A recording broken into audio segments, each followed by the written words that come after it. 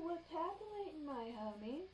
It's time for another tea time with Witchy because I have something to share with you. It's very personal, very transformative, and hopefully will enlighten some people out there. Gotta have a drink of the tea, unless it's not tea time. Because today I'm going to talk about the power of tarot. Tarot can bring out your subconscious into your conscience, and that way mold your life with more purpose instead of randomly following your stray emotions and thoughts. So, if that makes any sense, but I am Witchy, your crazy clairvoyant. Anyway, this journey starts with last night.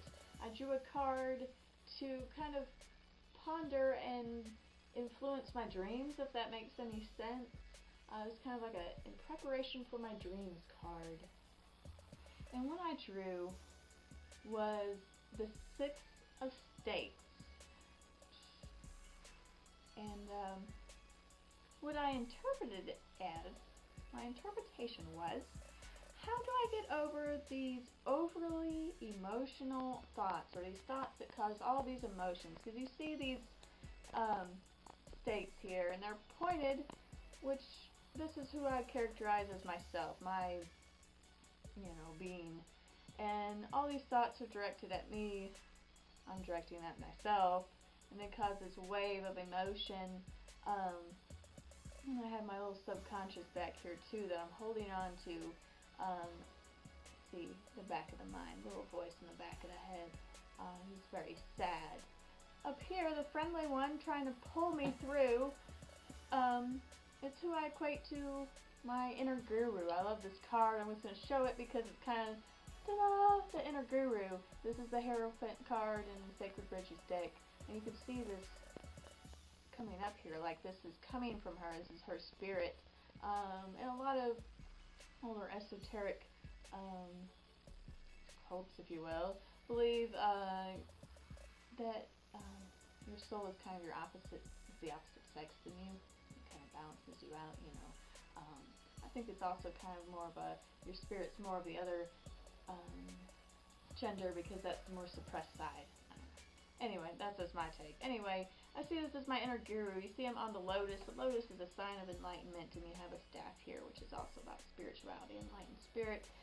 Well, I want my enlightened spirit to give me an answer. That was my forethought for my sleep last night, for my dreaming, because you're programming yourself every night with your dreams, whether you remember them or not. They are casting a shadow of emotions and thoughts that you're probably not aware of. And when you start becoming aware of them,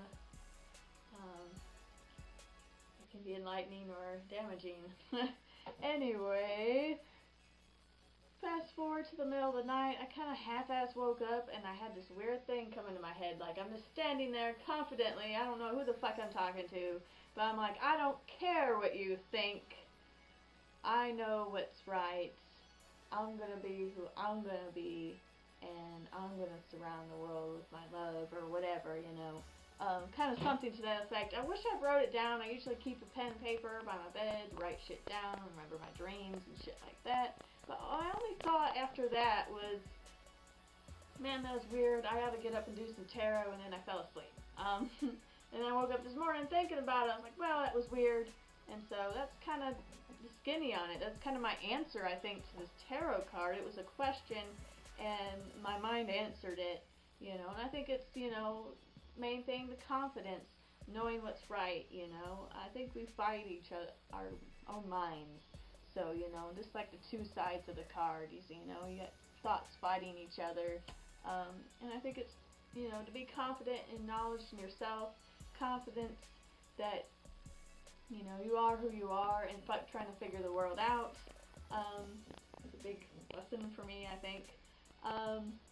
And I think the emotional thoughts will vanish when you ride in confidence. You don't have time for, the bullshit in the back of your mind. Kind of a transformative type thing. So this morning I am learning the Crow's deck, and so this morning I drew a card from the Crow's Magic deck.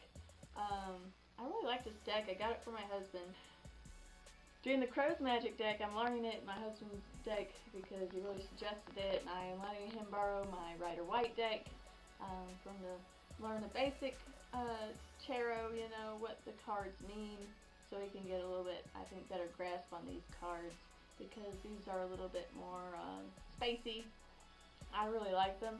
I already know, you know, the Rider White, and I know I already read with other decks, so it's a little bit easier for me. As a first deck, this is kind of hard, I suppose, because the symbols are kind of really out there. They're not a mimic of Rider White or other decks. It's really their own interpretation.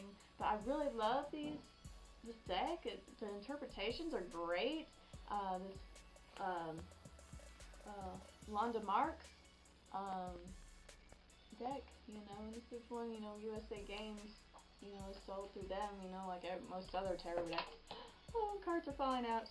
But anyway, I got the Queen of Swords, and the second paragraph really hit me. Like I said, I drew it of, who am I?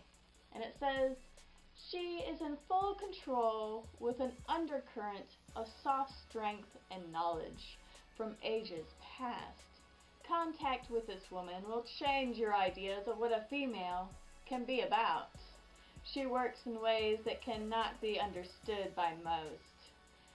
Many females dislike her and are threatened by her presence. Men love her. She is like a siren calling from ancient shores. She resonates musically when she speaks. Her command is swift, accurate, and fair. All who follow her lead are happy and content to be under her guidance. Well, I sure as fuck hope that's who I am.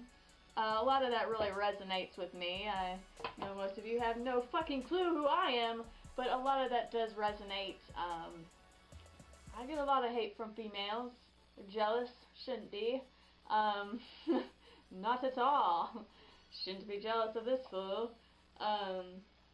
And I've always felt like I've gotten too much attention from men, but I think it's just who I am. Like I said, I woke up talking about wrapping the world in my love. I'm just that kind of person. That's why I'm doing these videos, because I just like who I am. I'm the leader of this brigade, the leader of the Dark Carnival Witchery, and I'm going to step up and have my confidence and do what I have to do, and I hope you all do the same. I just hope this also encourages you to see the power of tarot.